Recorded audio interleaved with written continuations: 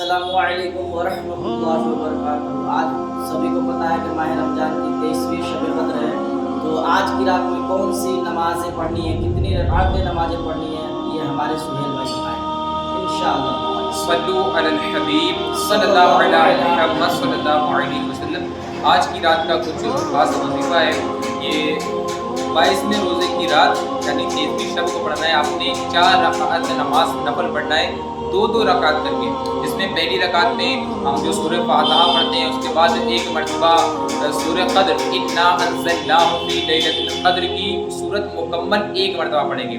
اس کے بعد 3 مرتبہ سورۃ الاخلاص یعنی قل هو اللہ احد والی سورت پوری پڑھیں گے۔ اس طریقے سے آپ نے 2 کر کے 4 رکعتیں مکمل کرنی ہیں۔ یہ انشاءاللہ اس کی برکت سے تمام گناہ معاف ہو جائیں گے۔ گناہوں کی مغفرت کے لیے یہ نماز بہت ہی افضل ہے۔